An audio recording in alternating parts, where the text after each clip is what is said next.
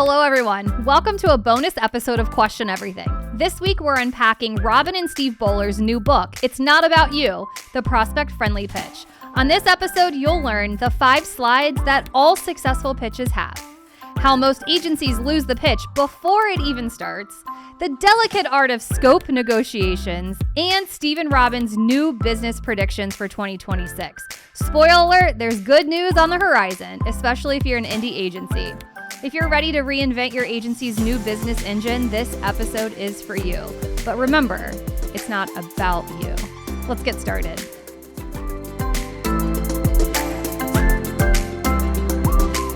Robin and Steve Boehler are the powerhouse duo behind Mercer Island Group, one of the top marketing consulting firms on the West Coast. Experts in strategy, organizational effectiveness, and client agency relationships, they've led huge marketing efforts for culture-shaping brands like Starbucks, Microsoft, Abbott, and Nintendo. In addition to leading hundreds of agency searches, they've just dropped their new book, It's Not About You, the prospect-friendly pitch. And today, they are here to spill the juiciest bits exclusively for our Question Everything audience. Steve and Robin, welcome to the show. Thank you for having us. Great to be here. Absolutely. Now, you're actually return guests. You've been on the show before. We have. We're guests. We're very lucky. Which I love. Okay, so you've just wrote a book. Tell me a little bit about it. Why? What's it about? Why now? Yeah, we wrote a book. It's what it is essentially is a field guide, I would guess is a good way to describe it, for agencies to think about new business based on true real life stories that we have experienced doing reviews for decades and working with agencies to help them figure out where should they focus, how should they talk to clients, what do clients care about, what do prospects care about. And so that was the impetus of this was that people have asked well, first of all, people tell us all the time, you should write a book, you should write a book after we do workshops. So we kind of cobbled together all the different things that we teach and all the different things that we've learned into what we hope will be a good field guide for agencies, something that they can have on a shelf, but take off the shelf a lot for very practical suggestions. Yeah, I got an early read of the book, and as I was reading it, it was a trip down memory lane for me because I've been to many of these workshops. Many of them happen in Orlando, where I first met the both of you many, many years ago, early in my BD career. And that's exactly what your workshops did for me in those early days. You gave me a blueprint, and I remember taking it back to the office and just doing everything you said an agency should do, and holy crap, like it works. I am living proof. I've actually done it at 2 agencies now following that blueprint. And so having it all in one place, especially with some of those real life stories from some amazing agencies who have also done a lot of this, it's just incredible advice, but it's very, very practical, which I really appreciate. This is a special episode. I have 6 questions on our game board. You do not know what questions these are. So it'll be a little improv fun, but as you know, the power is in your hands. What number do you want to go to first? Okay, I'll go with number 3. Okay. Number 3. So let's talk about the 5 slide concept. And also, if you could ban one slide from an agency pitch deck forever, what would that be? And is there anything that you think should replace it? Oh, all right. So I love this question because we arrived at this 5 slide concept by working really closely with one of the greatest sales trainers in the world. This guy had trained Microsoft and Verizon and giant sales organizations on how to sell by getting people engaged, how to listen, how to ask the right questions. And one of the things that we learned from him was that most sales presentations are all about the seller. Yeah. And this fits so well for us because most agency presentations are all about the agency. So the key to the 5 slides is that it taps the amount of territory, the amount of geography in your pitch that you can give to the agency itself, and forces you, if you really live by the 5 slides, it forces you to spend the vast majority of your discussion, your presentation about them, because it's not about you. It is about your prospect, your hopeful client, etc. And if there's, for me, if there's a slide that should be banned from agency pitch decks, it's a sixth slide about the agency. Just Anything. stop. Yes, I don't care what it is. If there's a sixth slide, that is absolutely one slide too many. I love that. Robin, what do you think? The 5 slides give also agencies a way to have slides that they don't have to change every time, Yeah. 'cause so many agencies scramble to start a pitch deck from scratch every single time they're gonna talk to a prospect, and then you're just making the work double every single time. You're never taking advantage of work you've done in the past without cutting and pasting. You actually have 5 slides that live for your about your agency that never have to change. And it also gives you a very consistent way to talk about your agency. Do you want to talk about what the 5 slides are? The first slide should be about the what makes the agency special. We call it the agency philosophy. Years ago, Goodby talked about art serving capitalism. McCann is truth well told. It's that encapsulation, that brief sort of slogan-like language that makes the agency really say something that's special about itself that really might be endearing or really fascinating or interesting to prospects. The second slide is a process.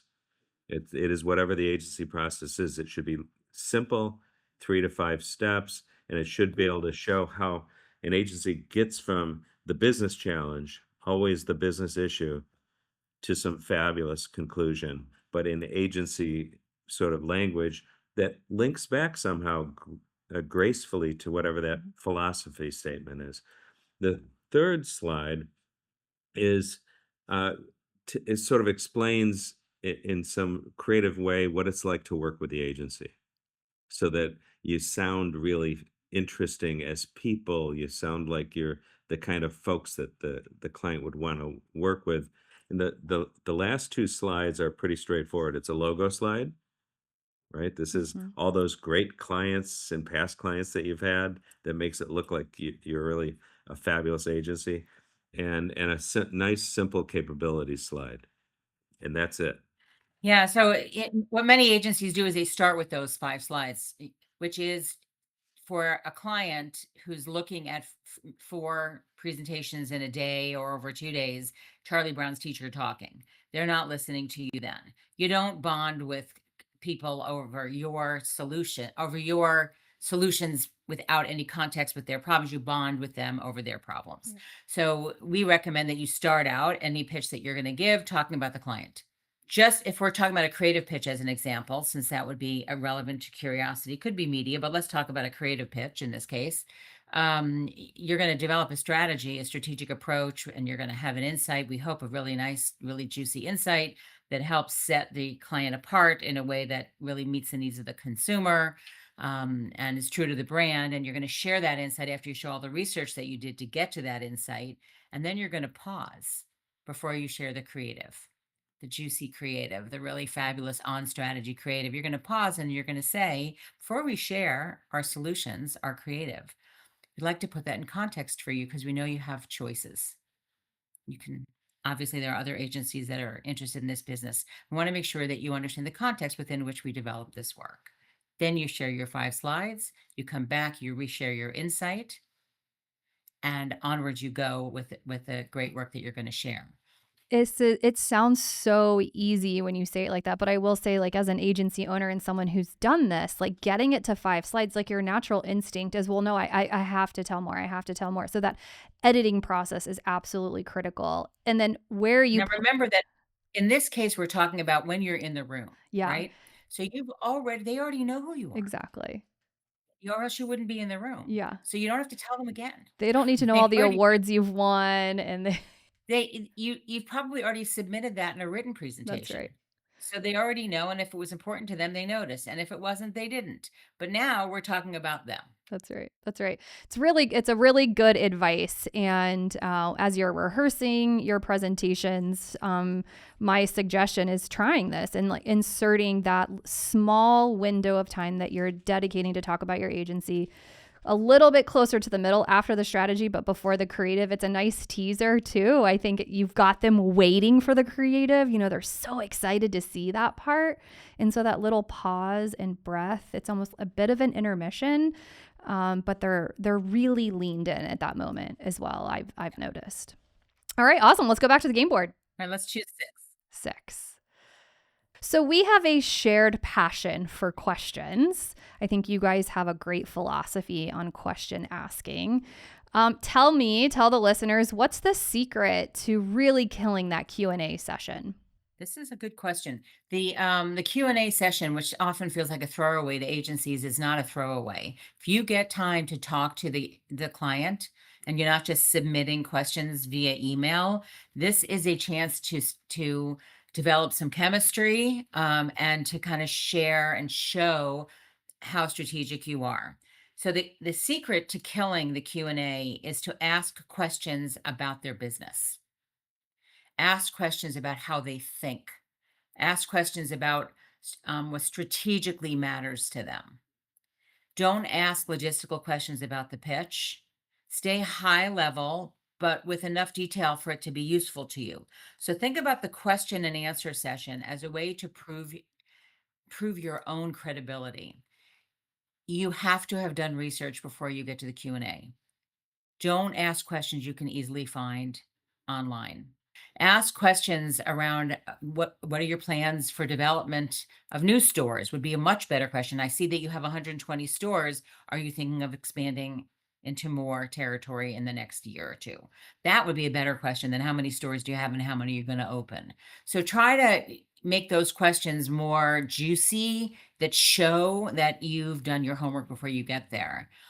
I think also for agencies, if I'm going to think logistically for how agencies can kill it, right? How do you set it up? There should be one MC on the agency side who fields the questions and tosses them off. So question comes in, and I'll say, Steve, that would be a great one for you to answer.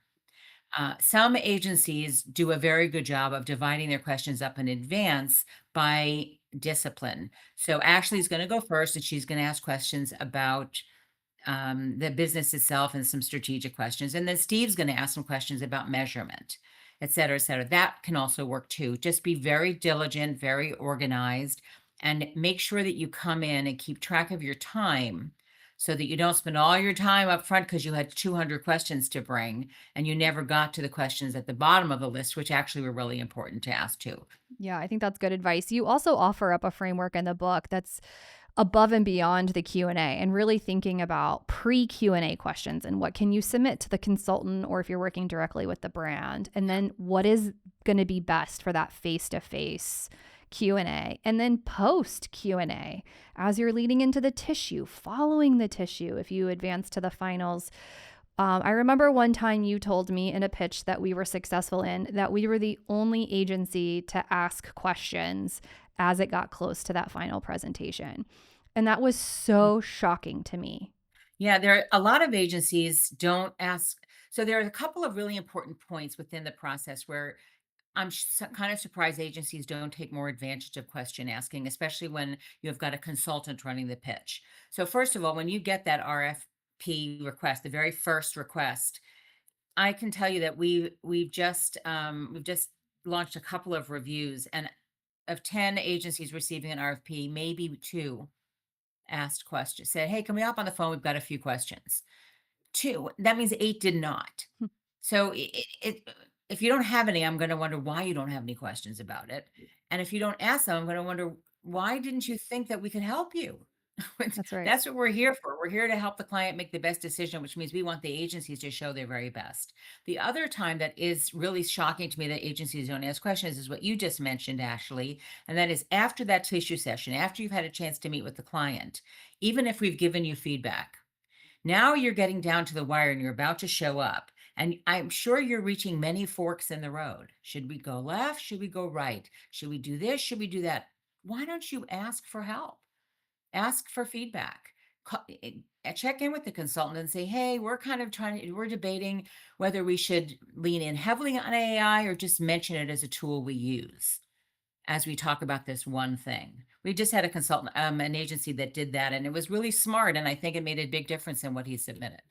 Yeah, I think there was a very pivotal point for me in my career when I would think of a search consultant as like a gatekeeper versus an ally. And you are really there to support the agency and the brand to get to the best possible outcome and relationship at the end of this. And I think if agencies can reframe how they think about consultants and lean in and work with consultants, you can be so much more successful. I actually prefer reviews that have a consultant in them because you get so much more access and visibility. I mean, you've been working with these brands for a couple of months before the RFP even goes out. So you know them, you've sat with them, you have a lot of retained knowledge that's probably not even in that RFP that you're allowed to share. Right. And our philosophy is that we want the client to see the best of the agency. That's right. Not like, did you fall off the balance beam on that day? This isn't the Olympics and it's one day and you get an award or you don't. Yeah. This is the preparation for and selection of hopefully a very long-term partner. All right, let's go back to the board. Let's go for. Number 4. Okay, so we talked about this just a little bit in a couple of questions ago, but I want to go even deeper. So, okay, you've made it to the finals. You're an agency. You're one of 2, 3, 4 agencies that has advanced to the finals. Talk to us a little bit more in depth about those key components of a prospect-friendly pitch. What should happen in those 60 minutes from your perspective that makes the most successful use of that valuable time? Yeah, that's such a good question, and of course, beyond the 5 slides, getting to the 5 slides that we talked about earlier is where the meat is, and so we really believe that job number 1 when you start your presentation is to bond with your group, the group that you're presenting to, with really smart introductions, and so the agency should introduce themselves briefly, explain who they are, what role they have on the business, and that's it. We don't need to know if you have dogs or if you like to go on vacation or what your favorite Starbucks drink is. We just want Noted. to know who you are. Now, but then ask the client, get them talking immediately by asking them a question like, say something like, uh, we'd love to know a little more about you. Please tell us who you are, what your role is on the business, and one thing you hope to get out of our meeting today together. That last part of that gets them immediately talking, forces them to talk, frankly, in a more thoughtful way than name, rank, and serial number. And by the way, you may hear something right away that is surprising. And this especially happens because often the most senior person in the room from the client hasn't really been engaged until that meeting. Yep. And they may actually have an entirely different view of what's going on and what they need than the day-to-day folks you've been working with for a lot of sound reasons. What's your advice to an agency? Like, let's say that does happen and the CMO is in the room and they say Mhm. something that you know isn't in your presentation. How do you suggest we handle that? Well, I think there's a couple ways to handle that. What one way, if you're really confident that you can address it on the fly, what I would suggest that you do is you right after the introductions, and I would suggest this anyway, by the way, after the introductions, you actually put up a slide or you put up a flip chart Yeah. pad that has what you understand as the issues that need to be addressed during the meeting Hmm. and the issues about the business that the reason they're in essence in review. And so you capture those business issues and add what you just learned to that list. So that right up front, you're showcasing that you get their business, you understand the challenges, and by the way, you're listening Yeah. and you heard them. Then how you then address it depends on how complex it is. Hmm. And so if it is something you actually can weave into your presentation, go ahead and do that. If it's something that would take additional work, then you could simply say, "Well, we'd love to address this other point, either in a follow-up meeting. We can send you some notes on it. We can get on another call." That's good advice. At the end of the presentation, then this is really important. Come back and revisit that slide that talked about the business issues and tick off each one with how you address them during your presentation. And what that does is that it showcases that you're focused on their business, you're focused on things they might have said during that one question up front, Mhm. and it highlights that you are trying to solve their issues and listen and respond to what they really need. Yep. I love that we're talking about introductions right now because on the agency side, you'll sometimes hear it's a waste of time. We don't have time for this. Our time in the room is so limited. We've got to spend it on this, that, and the other.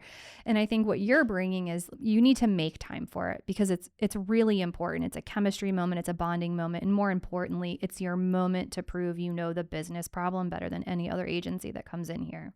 Yeah. Agree 100%. Yeah. So, okay. So, introductions. And then, Robin, you kind of teed it up, right? Now we're going into our research, our strategy. We've got our 5 slides next, then our creative. I have to count on my fingers. Okay. What happens after we've kind of shared our thinking? Right. So, and it could be creative and media. Media. Yep. And don't forget measurement and data and analytics That's to right. be able to show. You have to be able to show how you're going to make sure that you know how to count the beans, That's right. right? That you know how to count what it is that's important to the client. So don't forget all of that. And then you're going to wrap up, and hopefully there were questions along the way. You set things up in a way where you're checking in with the client, and if you've got a little time at the end for more Q&A, you can do that. And then you wrap up by telling them how much you want the business. And you have good You advice actually on wanna that. ask for the business. Yeah. Yeah, I mean, it's wonderful to say we really enjoyed being here today. We're so honored that you invited us, whatever would be in your own words, in your own language, right, that feels genuine to Yes. you. We'd love to invite you to visit us, in our offices in Cincinnati. We'd love to arrange that anytime that makes sense for you, and we'd, very much love to be your agency. Yeah. I mean, for the record, I have used that and I've had clients take me up on it. So, inviting them to your office, I think, is just a really, really nice way to end it. And if they are interested in you, sometimes that visit can make all the difference. Oh, I actually think it is the way to close. Yep. It's very hard to close in a presentation. Yep. There's always follow-up questions. If you're lucky, you are the favorite coming out, but more often than not, it's two. We really love this part of this agency, but they didn't answer that, and we really love the other thing for the other agency, but they didn't answer something else. So we've got to figure out a way to get those final questions answered. Coming and having them, being able to host them in your house gives you a very significant advantage to being able to set things up in a way that really shows who you are. They can meet a bigger part of the team, which is really important because clients are very worried about what capacity and whether or not they're getting pitched, teamed, and all of that. Yep. So that visit it really is. It's the way to close a piece of business. And you'd be surprised how many times a client has said in the meeting after the meeting, when the agency never asks for the business, I don't know if they really even want this. And I want to just say, are you kidding? Do you know what they did to be here today? Do you know how much work they did and how much money they spent and how many nights they didn't sleep? But if it doesn't show, the client is trying to eliminate agencies here. Yep. Don't give them that reason. I mean, of all the reasons, that would be the silliest one of all as Yeah. the reason to lose. Yeah. Yeah. You wouldn't be there if you didn't want it pretty badly at that point. Yeah. All right. Great advice. Let's go back to the board. Let's go to one. Okay. So, I mean, this is really the heart of the book, right? But we know that understanding the prospect's business problem is job number one because it is about them. I would love for you just to share your advice on how agencies can get to that because it is difficult. How can we get to an understanding of the prospect's problem quickly? Well, hopefully you've got a good RFI, and it's right there. It's just, I mean, I hate to say this because agencies I don't think do it very well. Read the RFI really carefully. Like I use a highlighter. Mm-hmm. So if we're working with an agency to help them with a pitch and they send the RFI, I print it out the old school way, and I actually use a highlighter to highlight just the things I think are the business issues. Mm-hmm. There are hints all along the way. So if they mention market share, highlight that. If they mention slumping sales, highlight that. If they mention their a competitive challenge, highlight that. So you got, I mean, look for the things. Yeah, yeah. I think there's a couple of things that you can do to get ready. So, uh, one thing is that in most categories, most of the brands have the same challenge. Yeah. So by diving in and doing some quick category research, you're gonna have a sense of what's going on, who's leading, who's not, and what those category-wide issues are. And that preps you really well to compare that to what you're reading in the sort of the request that you received that Robin was just talking about. I think the as part of the prep work, of course, ask further questions about what you're learning. So let's say for example, one of our favorite questions is let's say in a case where the business issue is clearly detailed that it's sales, right? We need to grow sales. Um, Once you've gotten the prospect talking, perhaps in a Q&A or perhaps in some other in a phone call, you might want to say something to the effect of beyond the obvious goal of increasing sales, what concerns you the most? And your listeners should write this down. Yeah. Beyond the obvious goal of whatever it is, what concerns you the most? And what happens is you're able to then ask things it allows you to ask what sounds like an obvious question, like why do you want to increase sales? And it doesn't sound like a stupid question anymore. It's That's actually right. becomes a really deep question because it's asking them to what's going on beyond or behind or aligned or close to that issue. And it makes the prospect think about how to respond, and you often get paragraphs of information. I think that's a differentiator for agencies too, because now you're getting some insight that not everybody else has potentially. So that's Mhm. really good advice. The other thing I want to add back to is that I think it, our philosophy is if you're going to say yes to a pitch, go all in. That's right. All in. Don't just, okay, we'll fill this out, we'll do it. And then it's kind of half done and it's not really, it won't differentiate you. It won't stand out in the crowd when we're reading your submissions. Um, and so you're just wasting your time. And I see agencies also, another thing that they do is they look at the RFP or the RFI, whatever the document is, and they say, oh, we know exactly what their problem is. Well, if you think you know right immediately, I would go back and read it again Hmm. because people read and listen with happy ears. Oh, we're great at solving that. So we'll just go right after that thing, and they go headlong in. So we were recently working with uh, a an agency that's pitching a university, and the university asked for help with students in 3 states. And when we were getting ready, we were doing the work and we were uh, doing the strategy. One of the people in the agency said, I think you only need to focus on their home state. Most kids go to college in their home state, 80%, some number. And we said, yeah, that may be true. But they asked for their business issue is recruiting students from 3 states. So if we only answer 1/3 of the request, we lost. Hmm. So you've got to read it carefully. You can't force in information that you think you know that's more important than what they shared about their business. You are not an expert on their business yet, and you haven't earned the right to tell them that they're wrong. That's right. That's really good advice Ye- actually, because I think agencies kind of step in that too, where they're like, "This is what you said you need, but we're here to tell you that you're Right. wrong, and we think you need this." And Well, I was gonna say one other way to find out if it's a public company. mm, One way to have a sense of what's going on beyond the RFI or the RFP is the earnings call. yep. Yeah. Listen to their earnings calls. Listen to their senior executives, the CFO, the, the CEO, the president. Listen to what they're saying and how they are saying it on the earnings call because there's nothing more challenging, frankly, to the C-suite than the earnings call. And they know that they have to be at least relatively forthcoming on the earnings call. And so there's really fabulous uh, information that you can get out of hearing those calls. And by the way, then you can once you hear something like that, you can reference the fact that well, I heard on the earnings call X, Y, and Z, and you'll be the only agency that says that. I guarantee it. I love that. Maybe I won't air this episode. I don't know. I feel like all the juicy secrets are coming out. That's good. All right, let's go back to the board. Who's up, Robin? You, Oh, I'm you. up too. All right, 2. All right, number 2 it is. Okay, so most agencies lose a pitch before it even starts. What should agencies be doing pre-pitch to even make it on the list? Okay, so the 3 I love this question.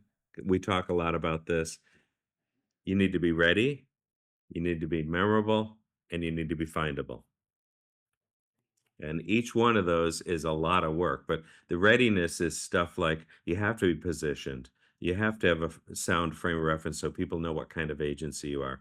You have to have a website that's prospect friendly, that has all the kinds of stuff that the prospect is actually looking for, not what makes your agency buddies think you have a cool website. There's really specific information they're looking for.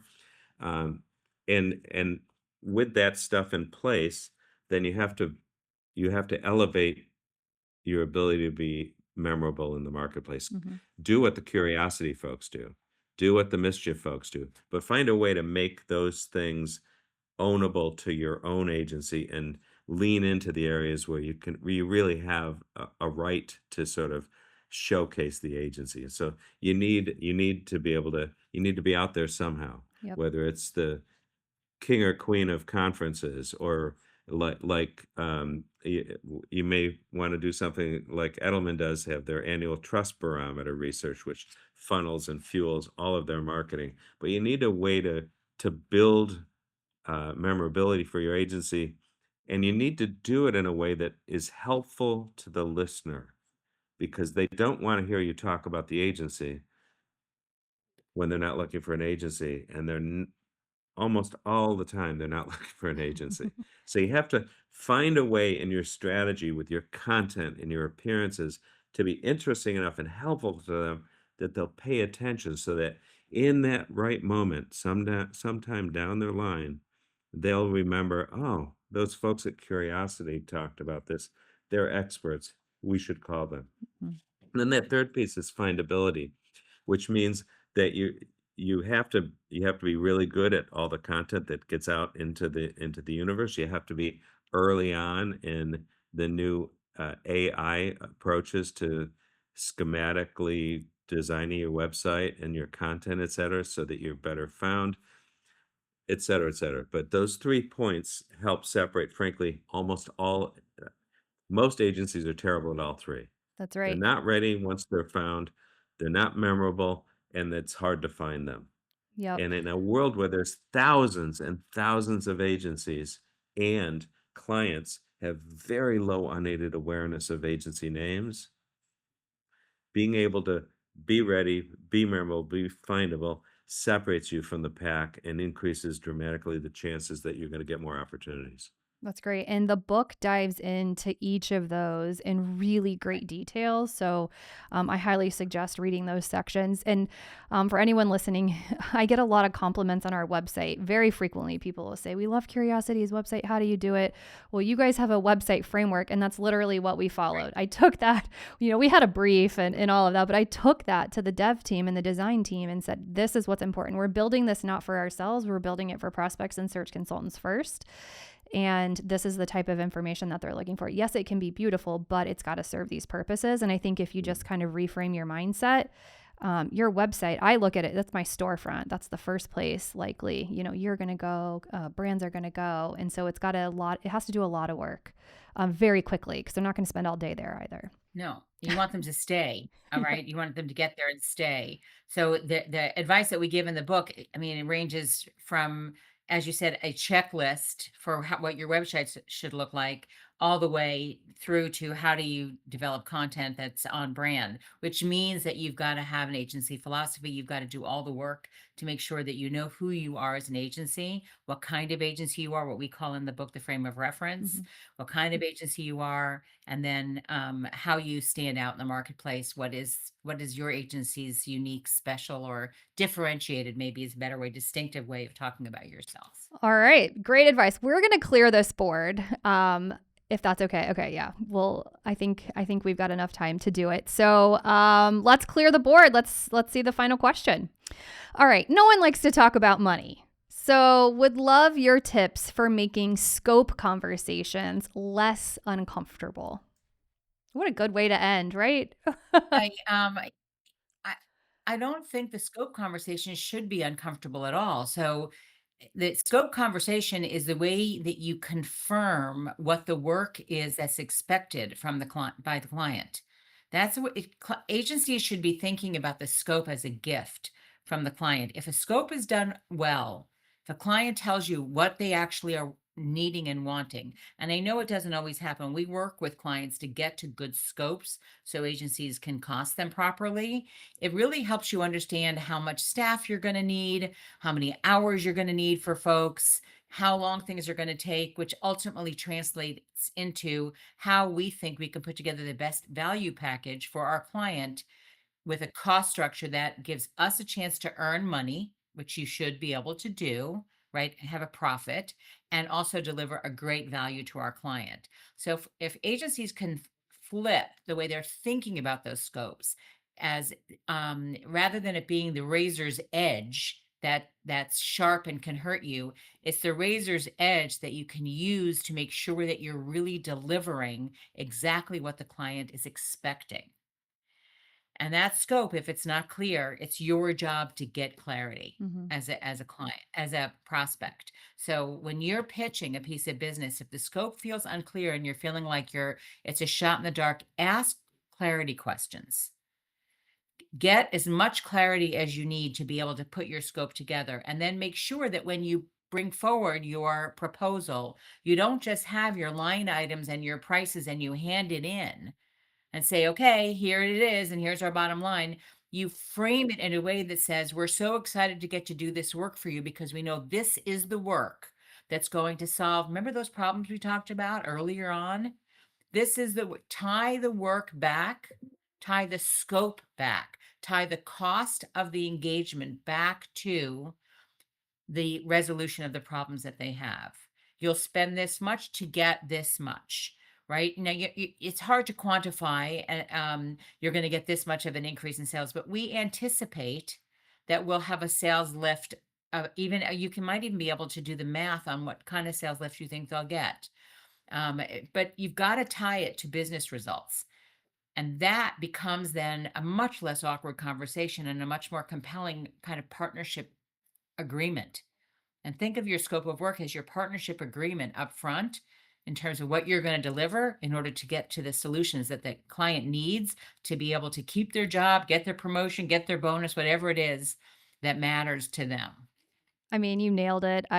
Everything that I've learned in this conversation was taught by you. I think putting a little bit of storytelling and narrative around your scopes. I never thought about that until you gave me that perspective, tying it to the business outcomes that you spent so much time doing your research and asking good questions to uncover. This is the best place to replay that and introduce them even to the team that's going to be responsible again in that scope narrative. I think can go a long way. So, wow, what great I do want to advice. say one thing about this. So, I mean, it should be a back and forth. The scope should never be that you're submitting it on they send it to you and you submit without asking any questions. That would be I just can't imagine how that could happen, honestly. And agencies are more willing to ask questions around scope than they are around the original RFI, which is it all just blows my mind. But agencies do ask questions about the scope, and they should. That you really need to know that you're understanding it. I think they could even ask more questions than they do to make sure you're understanding it. Honestly, agencies come in very close to each other on this.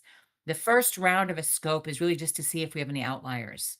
Is there anybody that's really low? Well, maybe they misunderstood the scope, or somebody that's really high. We recently had a review where there was one agency that was a multiple of all the others. We went back, we made sure that they understood the scope. They said, yes, we absolutely do. This is what we charge. And we told them that you are quite a bit more, you're well over budget. They said, yeah, we know.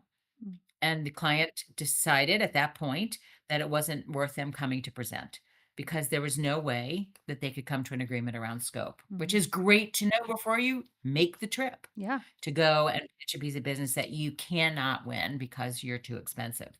The other thing is to make sure too that as an agency, you see the scope and you're thinking they are way off here. Be careful how much you push.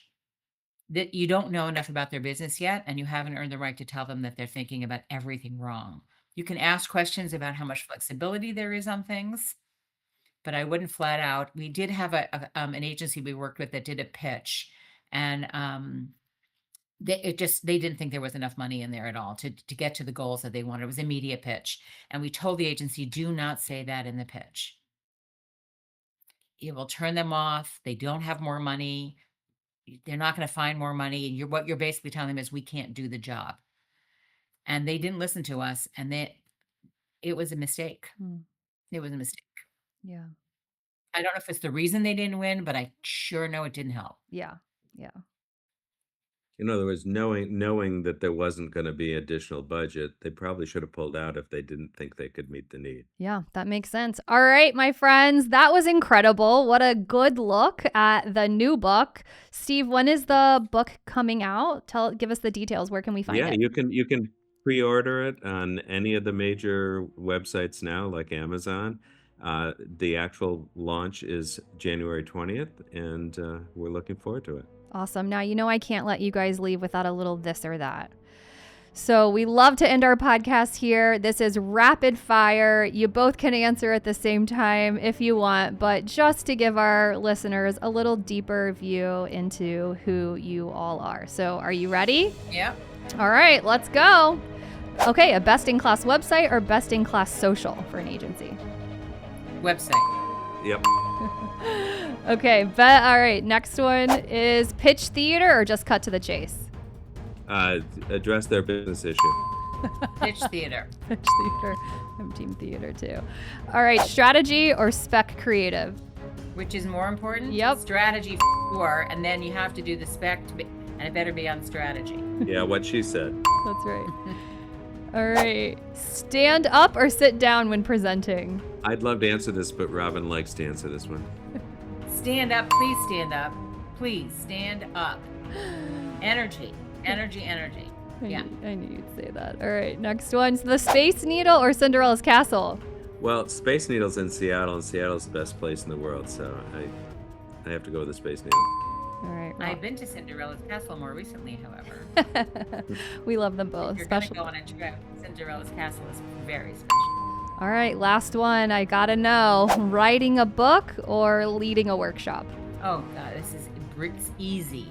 I'd much rather lead a workshop than write a book. Yeah, there's definitely there's the personal involvement, the energy you get from being with other people, working together. It's one of the reasons we're in this business is we like helping other people succeed, and we like the experience of being with other people. Well, thank you for this gift that is this book. I think I'm excited to see how agencies take it and evolve some of their practices internally, create new systems and processes to make this pitching thing a little easier, more effective. I can't wait to hear what folks think. So thanks for coming on the show and previewing it with us. Thanks for having us. We're honored. Absolutely. All right. We'll talk soon.